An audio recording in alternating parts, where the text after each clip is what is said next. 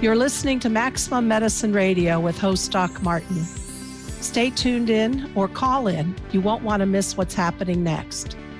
How do you step into your maximum potential? How do you connect your spiritual drive with your physical path? Stick around as Doc Martin takes listeners on a journey through the seen and unseen, the accepted and the unbelievable.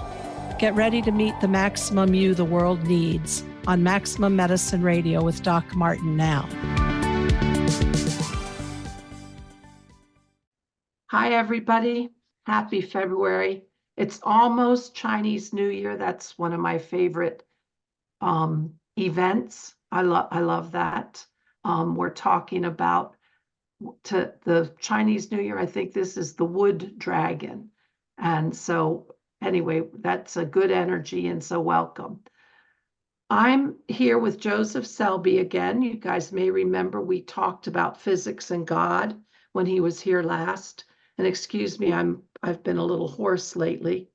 But tonight I want to hear about his new book, Break Through the Limits of the Brain.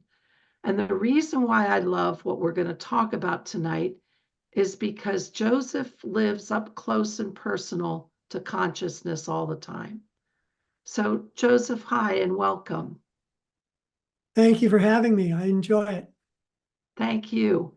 So tell us about, you live in a spiritual community based on, and I'll let you tell more because I know little, but based on the teachings and the way to live by Yogananda, a very powerful yogi.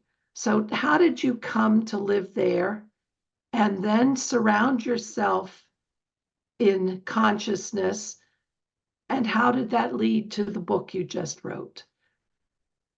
Well, I was very fortunate that in my college years, which were a long time back, I had a roommate who shared with me the autobiography of a yogi, which is written by Paramahansa Yogananda. It's considered a spiritual classic. I think by now I love it. I love it. Mm-hmm. It's been a powerful book for many people. Something like 30 million copies have been printed now. And that was transformative for me at that time in college. And by a series of steps, I ended up living in a community based on the teachings of Paramahansa Yogananda called Ananda. And that's where I live today. I've been here almost 50 years.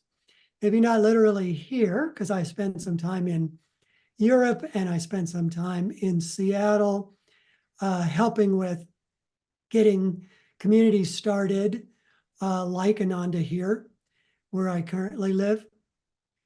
And it's been an enormous blessing to be able to be, as you put it, just surrounded with conscious people, surrounded with people who are striving to become superconscious, striving to transcend what is our typical, ordinary, day-to-day conscious awareness, which is largely a matter of reacting to and being aware of the world around us through the senses and experiencing ourselves as a body, which I still very much do, but being able to meditate regularly, being able to be reminded of higher potential, higher possibilities, has allowed me to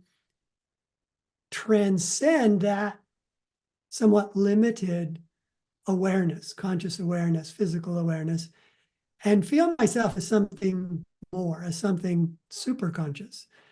And with that expanded awareness comes joy, comes peace, comes creativity, comes concentration, comes so many things that make life more wonderful to live.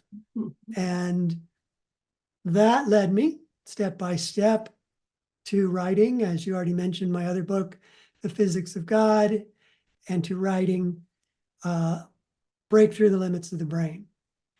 And the reason I got interested in the neuroscience behind the book is that there's a lot of research done in neuroscience by people like Andrew Newberg and by the folks at IONS, the Institute of Noetic Sciences, and many, many others that indicate our brain is only part of the picture, that it's better to say that our brain puts us in touch with mind, puts us in touch with superconsciousness, and that it is not the creator of mind or consciousness.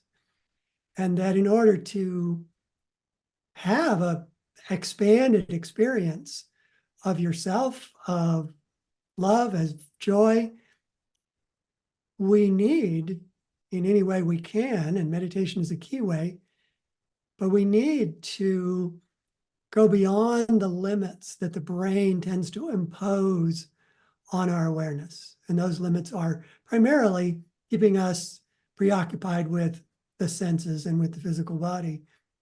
And by meditating regularly, we can regularly go beyond those limits and experience this expanded consciousness. So one thing, and I've trained in shamanic healing techniques and things that we kind of new agey call energy medicine, that people who study this say isn't really energy, but the concept of the universal field. And anybody who's had a transcendent experience, or even a psychic moment, or now we might call a remote viewing moment, that you know something that has no place in the physicality of the time and space that you're sitting in. But somehow you know it, or you have access to it, and all of a sudden there's this eureka or astonishment that there is something outside of myself, outside of the thing I call me, that is connecting me to something else. And that opens a miraculous window. And so having you live and breathe in understanding consciousness, what is our current thinking about that universal field, or the field of consciousness that we all connect to? Can you talk a little bit about that? Well, from a scientific point of view, which is about half of what my books are about, and the other half is about the sort of more subtle spiritual view. But from the scientific view, there's still not a lot of reliable evidence that tells us what superconsciousness is from that perspective. But as you say, you have experienced it, I experience it, thousands, probably millions of people experience something beyond themselves. And I think it's still true today that the primary way in which we learn about that and understand that is from extraordinary individuals like Yogananda, like Thich Nhat Hanh, like many others who did experience it so deeply that they could describe it to us, and describe to us, most importantly, how to get to that awareness ourselves. And what they say is that it's just the opposite of what science tends to want to say, which is that if there is consciousness, it will be the result of matter and energy having created it. What instead these extraordinarily spiritually advanced individuals say is that matter and energy are created by consciousness, not the other way around.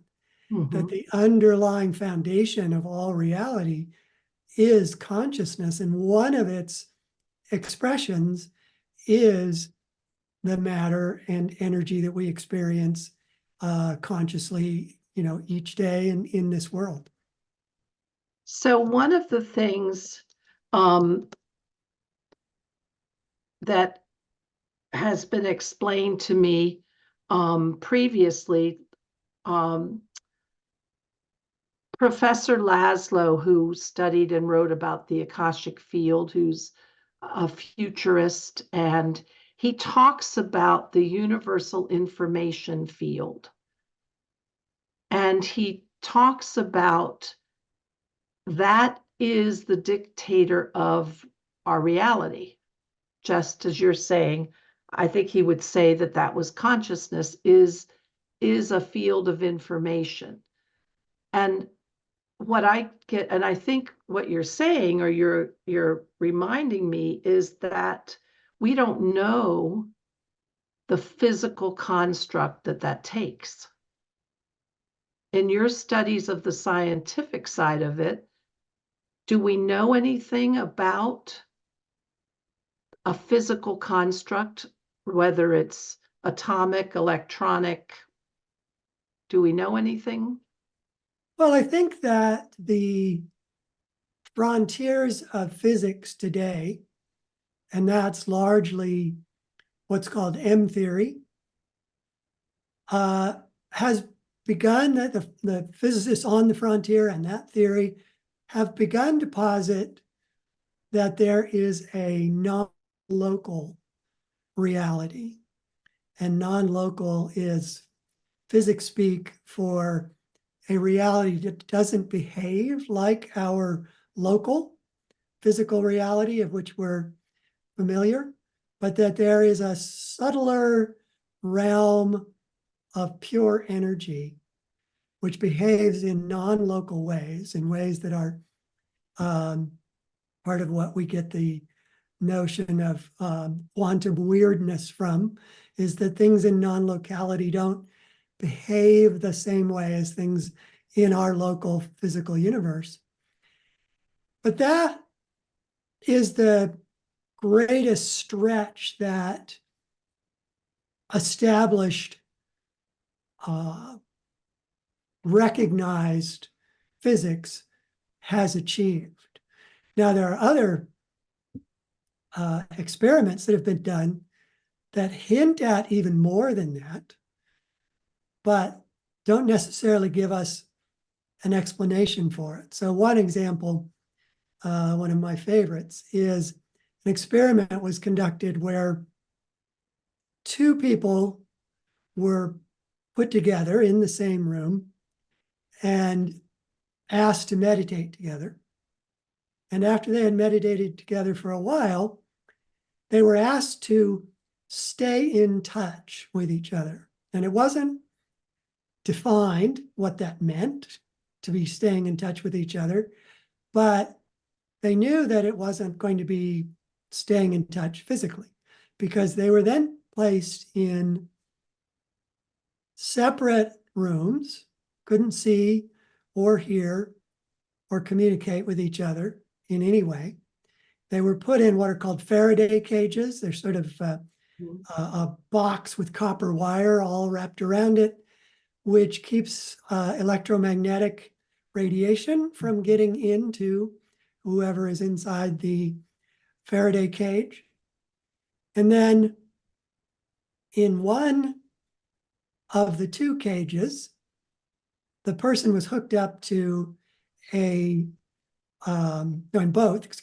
both cages, the people were hooked up to what we think of as lie detectors, where they have electro response in the brain can be measured by this machine.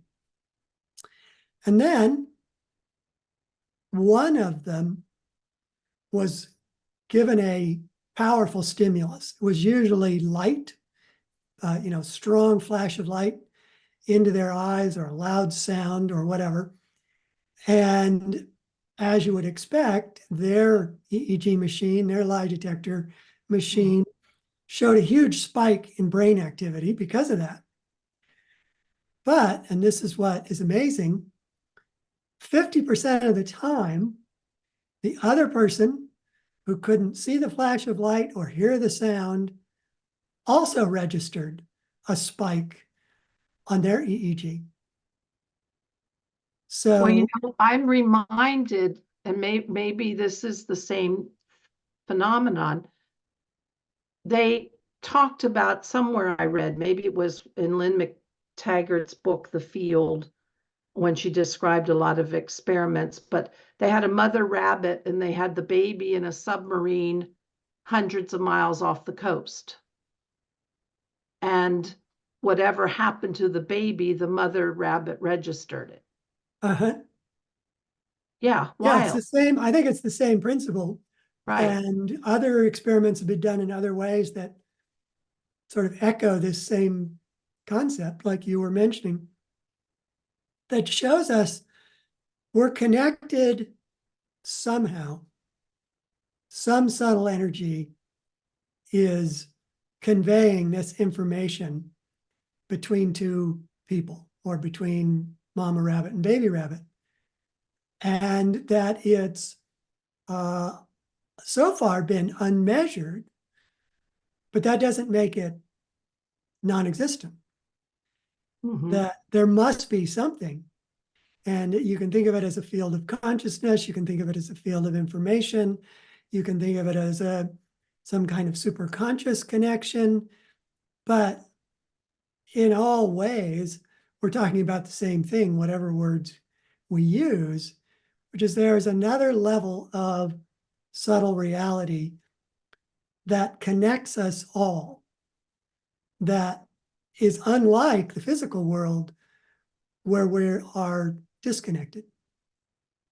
So what I love about learning about that concept or that the existence of that reality leads me to two things that are come over and over in my thinking a lot is if we are all connected through that, maybe, and we can talk more about this later when we talk more about meditation, maybe our ability to access that or even to recognize it exists should be a great promoter of us reducing our factions and our separateness and our disconnect that we're experiencing so much in the world right now. I agree Because 100%. One of the sort of foundations of religions, of spiritual teachings is, love thy neighbor as thyself. And if you can complete that thought, it's because he is thyself. mhm, And do unto others as you would have them do unto you, because they are, they are us. And the reason why that appears in so many spiritual traditions is because it is the answer to hatred. It is the answer to warfare. It is the answer to the kind of social strife that happens when people are at each other. mhm. Is if we could recognize and even more powerfully feel our connection to everyone, then we just won't act as if there is no connection, that what I do to you has nothing to do with me. If I realize that whatever I do to you is doing it to myself, and I literally feel that, the entire world would change.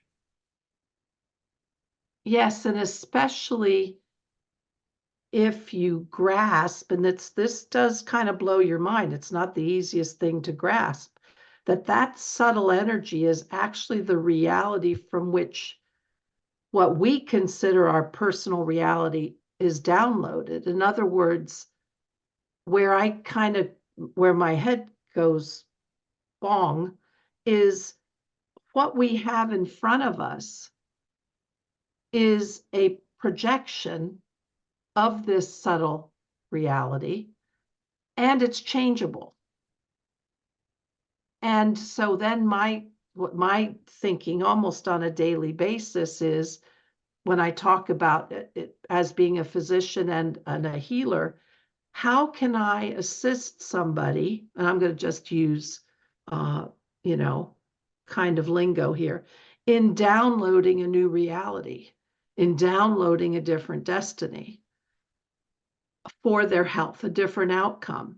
And when you recognize that what we have here is a projection of this vast, interconnected, subtle energy reality, then I'm led to want to strive to, how do I access that so I can help my patients access that and realize they can, I'm putting it in simple steps, download a different destiny. Does that make any sense?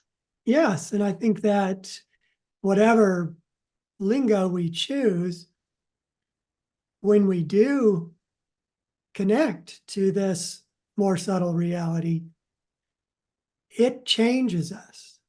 Mm-hmm. And you can think of that as downloading a new reality. You can think of that as rewiring the brain.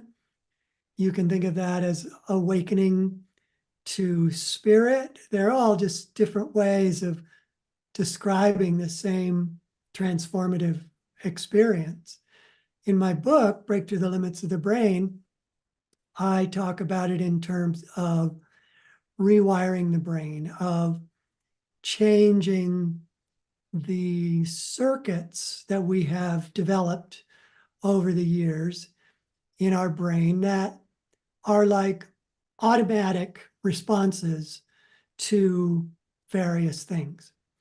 So if we smell coffee, that will stimulate a circuit in our brain that kicks off the desire to have coffee. It kicks off thoughts about where I can get coffee. It kicks off thoughts about what's my favorite kind of coffee, where should I go and have some coffee, where's my coffee mug, all that sort of cloud of thoughts and feelings and memories and sensations all explode into our awareness by one stimulus. And that stimulus could be the smell of coffee, could be somebody mentioning coffee, it could be seeing your coffee mug.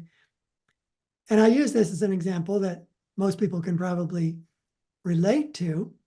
If not coffee, substitute chocolate or whatever it is that is a favorite thing for you to, drink or eat. And you'll recognize how, multifaceted our response to things is. That's because over the years, we've gradually associated more and more experiences with one set of experiences. And these experiences then get supported by the brain creating and connecting neural circuits that respond to those stimuli and respond to those thoughts and emotions.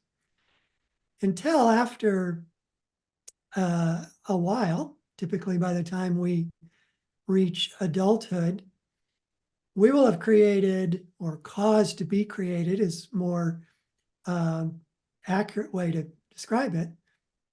We will have caused to be created millions of these circuits. And they all have different stimuli. So you wouldn't think you have that many stimuli, but every piece of music you listen to is a different stimulus. And it may trigger a circuit in your brain that makes you feel positive about it or negative about it. Everybody you know, every situation you've been in, every movie you've ever seen, every inner experience you have, all have their own triggering circuits in your brain. Now, this can be very good if the triggering circuits are ones that, the triggered circuits, I should say, are ones that help you do things that you would otherwise have to remember how to do, like tying your shoes, brushing your teeth, fixing your breakfast. You know, we rely on these circuits to get us through our day efficiently and with the least amount of, mental focus to do it. And so in that sense, they're essential. But when we have all these other circuits that are not just physically oriented, but are emotionally and mentally oriented,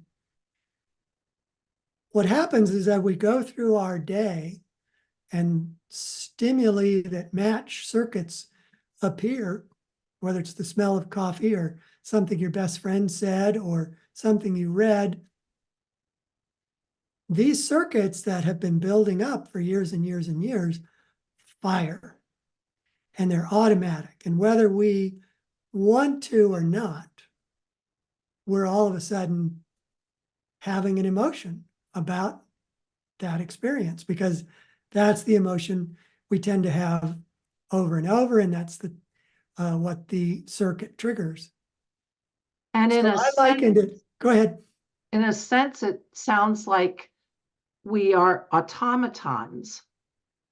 There are neuroscientists out there who actually think we are automatons because of this overwhelming automatic response that our brain does.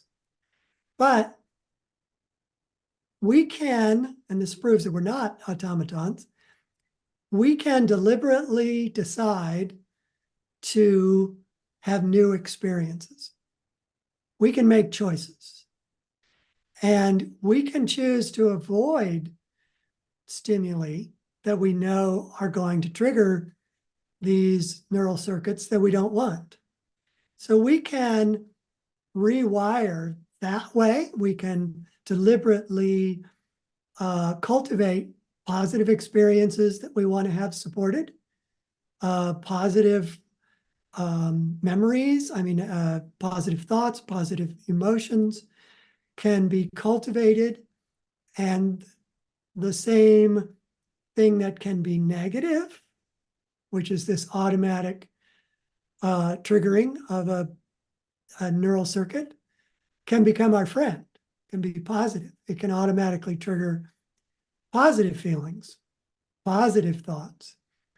And in that vein, we can rebuild our neural circuitry to automatically fire more things that are positive than are negative, and gradually even more and more things that are positive.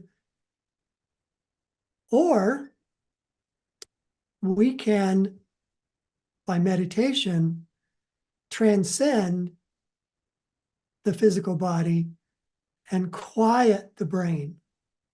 So left to its own with all the zillions of stimuli around us, the brain is like a fireworks show. It just keeps going off, a boom here, a burst of light there, emotion here, a thought there. And all day long, we have this fireworks show going. And when we're going to try to shift our response to break a habit, takes unbelievable, incredible work. Yes, there are ways you can be more efficient in changing yourself, be more effective in changing yourself. But there's no denying that if you're going to do it one thing at a time, if you will, create one new habit, cultivate one new experience at a time, you are going to find that it's a bit laborious. But if you can get beyond the brain, if you can get past the fireworks show, and meditation is the best way I know to do that, then instead of having to, choose to, I want to feel more positive about this situation, so I'm going to affirm things about that situation. I'm going to consciously think differently about it. Instead of doing that, if you get past all these automatic triggers and you dive into this infinite consciousness that is beyond the physical body, it comes with wonderful feeling. It comes with very elevated thoughts. It comes with peace and well-being and joy. And it's very powerful. So when it's very powerful, and as it's very powerful, it, more than any other method, rewires the brain. It creates new circuits rapidly that support this higher experience. You also have some more prosaic circuits that get produced when you meditate regularly, which help you sit still and keep you from fidgeting and tend to take you into concentration and focus rather than the scattering of thoughts that we normally experience. So you have practical circuits, if you will, that help you transcend the body. And then when you do transcend the experience of the body, then powerful new circuits are created that make that experience familiar and easier to get to. And this is, I don't know, 10 times, 100 times, 1,000 times more effective than consciously building one circuit at a time in a methodical way. You can do that, but what I recommend is save that attention, save that more laborious process for establishing a habit of meditation. And then as you establish the habit of meditation, it does the lion's share of creating new circuits in your brain, of rewiring your brain for you. And you don't have to do everything in this, one neuron at a time sort of approach. I love that.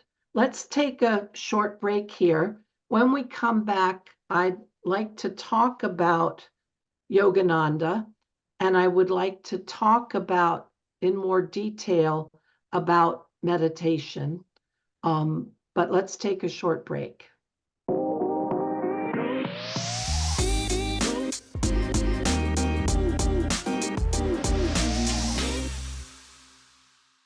Hi, everybody. I'm Doc Martin, Maximum Medicine, back with Joseph Selbie. And I want to talk first about Yogananda. I don't know if you guys read the book, Autobiography of a Yogi. There's parts that every sentence has meaning, but to me it was, and I read this years ago and I'm rereading it again now, it changed me. So Joseph, you live in a community based on Yogananda's teachings and that aspire to live by his teachings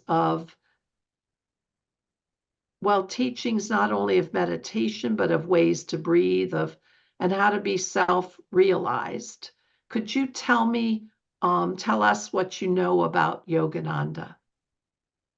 Well, I can tell you some of what I know about Yogananda in the time we have available, but he has written many, many books and has a very rich tradition of teaching of his own and by teachers behind him. So it's not an easy thing to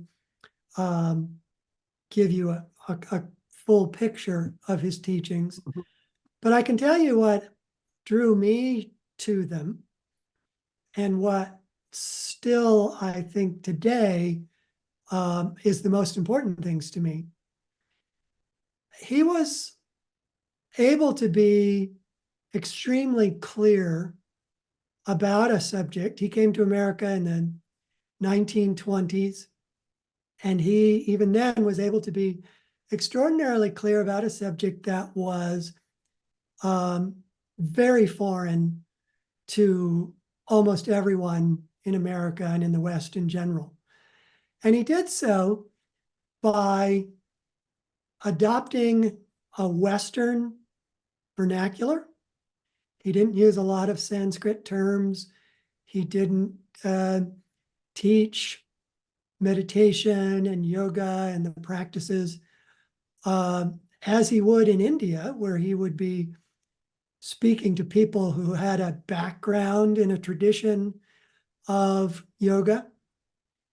And so he was starting fresh, and he was starting from a Western perspective. And he also brought in science and Western science.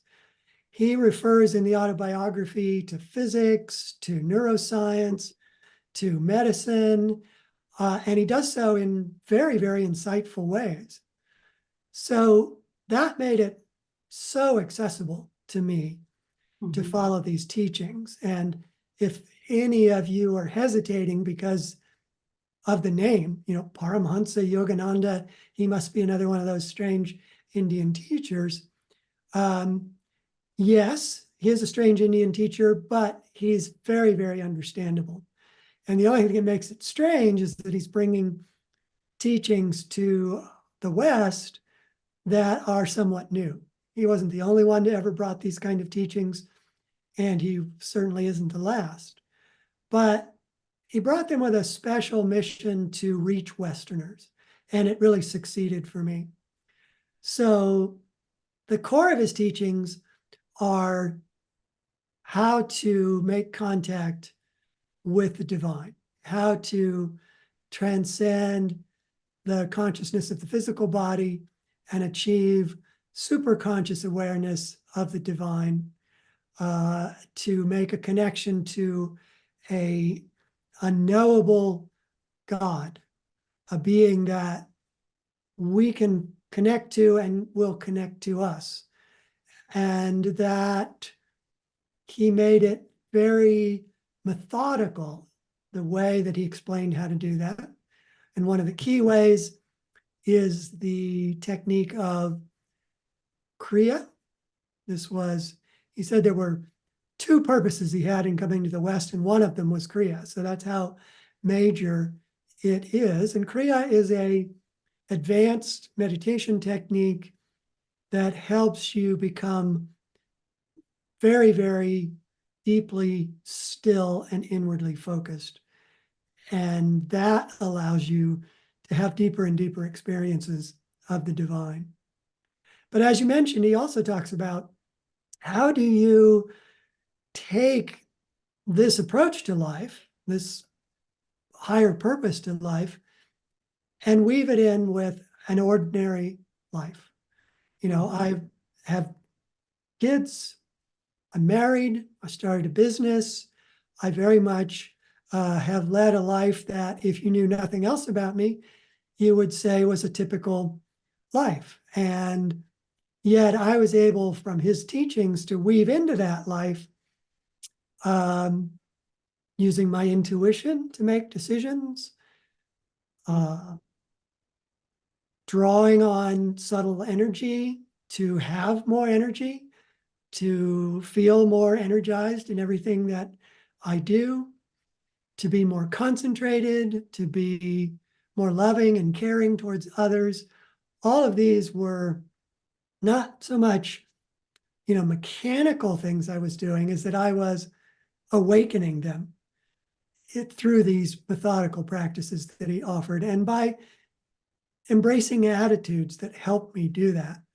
So it was twofold. I got to live my life that would seem ordinary to most everyone, more effectively, more fully, more happily. And I got to use his teachings to dive into depths of peace and love and joy that I would not have reached any other way. Well, I want to talk about the Hong Saw HONGSAU meditation.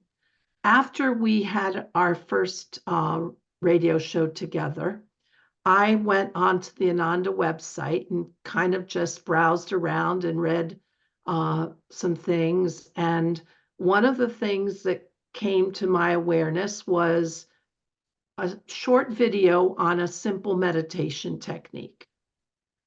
And I'll have to admit that my brain is constantly, talk about firecrackers, constantly going, multitasking in my day-to-day life, and sitting down to what I thought would be go blank to me had zero appeal. I'm kind of addicted to all those thoughts running through my brain, I'll admit it. Well, I listened to this and it was taught by a lovely woman. I don't know if I'm going to say her name correctly, but anyway, so I won't because I don't know it. And I did this 13-minute and I followed it. I'm a great visualizer, so having somebody guide me was a really. And in that first, I'll just briefly explain it for the listeners. There's a couple of different ways to breathe, and then you are saying in your awareness, following the breath with the words Hong, and Hong on the in-breath and Saw on the out-breath.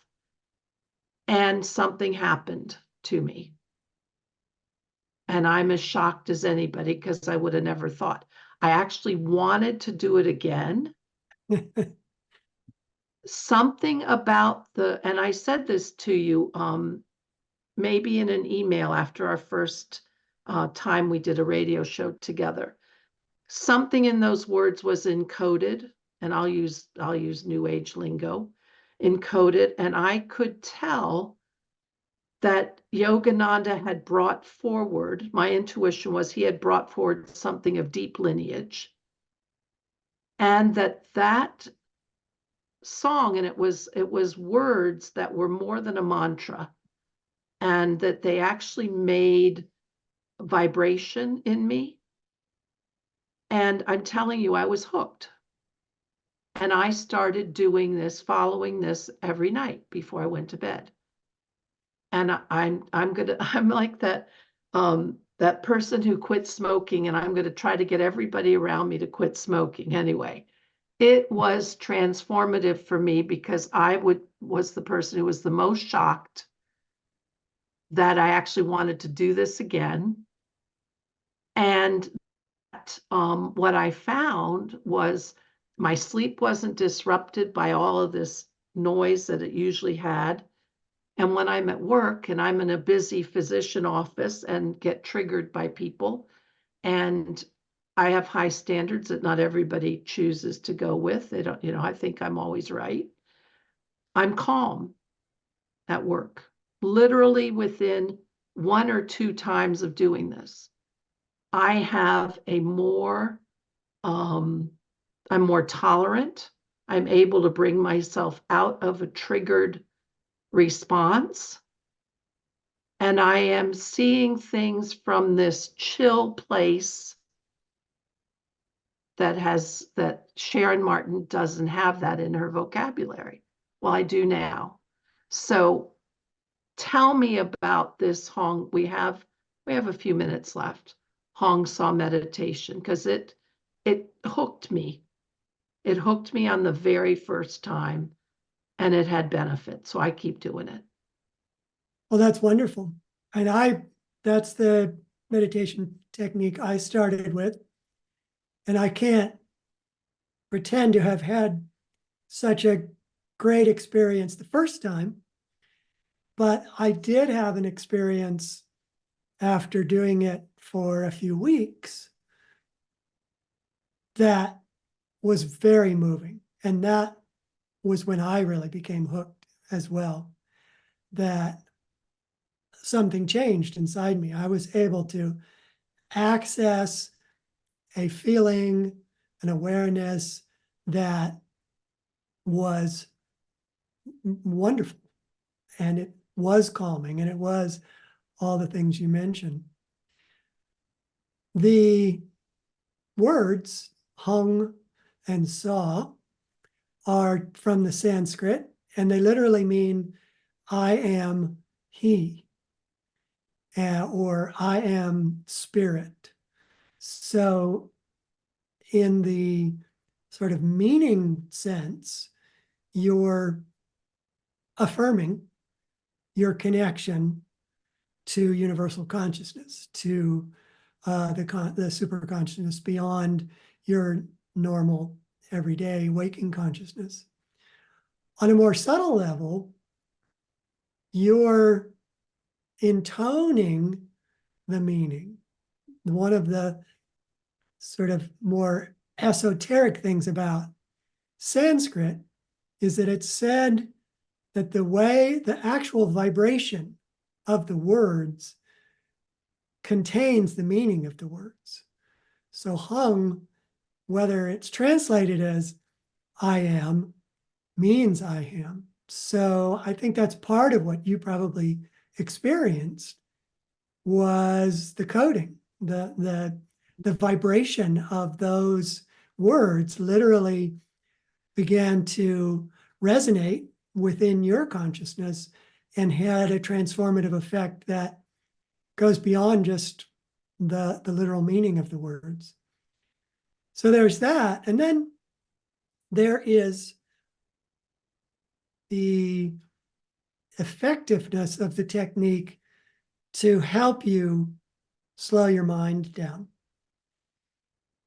We tend to want to think about something, particularly when we're, awake. But when we sit down to meditate, we also tend to keep wanting to think about something.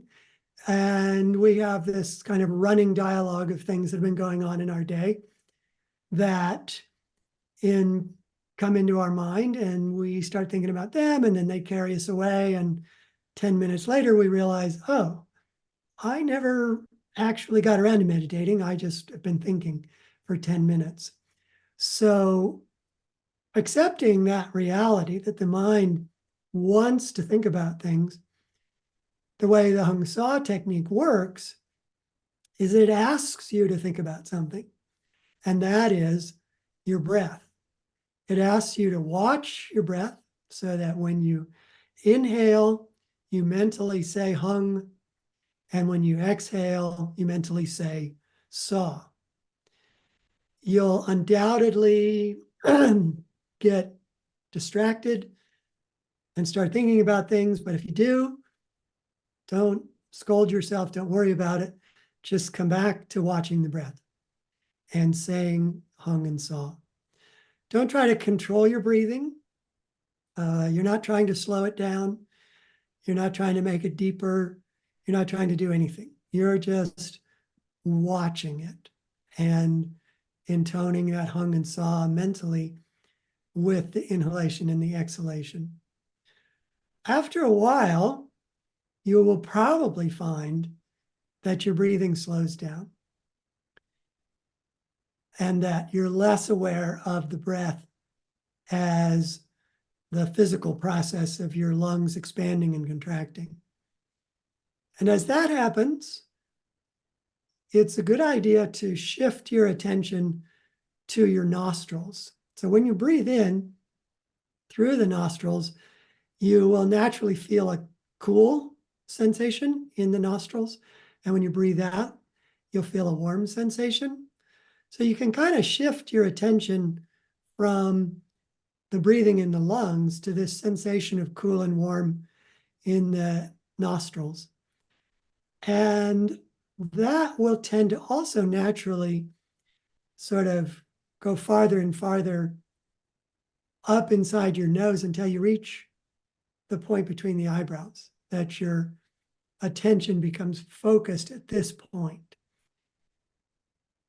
Continue to just say hung and saw, focus your attention at the point between the eyebrows. And with practice, you may begin to see light at this point. You may begin to generally see light around yourself, within yourself. You may find your breath is really slowing dramatically, that your heart rate is slowing. You may feel a great peaceful release of tension. That's the part I loved immediately is I'm just floating in this. There's nothing prickly. There's everything is hunky-dory. It just is this peaceful content. And then there's this undercurrent of happy. Yeah. Well, Yogananda defined the experience of the divine, the actual experience, not the definition of it, but how we actually experience it, as ever new joy. That the essence of the divine is joy, ever changing, never something that we get tired of, like many other pleasures and joys we experience in life. But ever new joy is the essence of our experience of God or spirit or source or whatever you want to think of it as. And that naturally bubbles up within us as we become calm. And, I think most healthcare providers and healthcare workers of all types would say this. Early 2020 made my life as a physician unbelievably rough. And I won't go into details because we only have about a minute and a half left. But with you brought the COVID and the thought forms of all that fear and just people sick that should never have gotten sick, people dying, should have never died, to now be able to achieve that peaceful place and to be able to have that. This blows my mind. It's kind of rhetorical, but to have that 15 minutes before I go to bed now actually carry forward into the days ahead. So, this just brings me to what we should finish up on. What would you wish for people, Joseph? We have a minute left. I would wish for anyone who hasn't tried meditation for who knows what reasons, defining themselves as I'm not a meditator kind of person, or my mind is crazy, I could never slow it down. Whatever the reason, my wish would be that you just try it. Give it a real try. Don't sit down and try it for 5 minutes and say, yeah, doesn't work. I knew it all the time. But really try it for a week or two. Try Hong Sa. It's available on my website, by the way. Detailed description of how to practice Hong Sa, which is on the josephselbie.com website. But even if you don't try Hong Sa, try a meditation technique. Try to experience it. It is the single most transformative, improving, life-changing thing you can do. I love that. And I concur. Hong Sa changed my life. I'm not great, at all the other stuff, but that, even if you do that, man, it's worth it. So everybody, we need to close. I'm sorry to say, but thank you, Joseph, for being here with us. Joseph Selbie and his book, Break Through the Limits of the Brain. And you can see the Hong Sa on his website, josephselbie.com. And thank you, Joseph. I'm so glad you were here with us. My pleasure to be with you. Let's do it again. All right. Thank you. We'll sign off now. See you guys another time. You've been listening to Maximum Medicine Radio with Doc Martin. Tune in next time while the doc talks health, spirituality, and the impact your beliefs have on every part of who you are, body and soul. Doc Martin unpacks the challenges we face as human beings and teaches callers to open the door between the scientific and the mystical. To learn more about Doc Martin and Maximum Medicine, visit www.sharonmartinmd.com.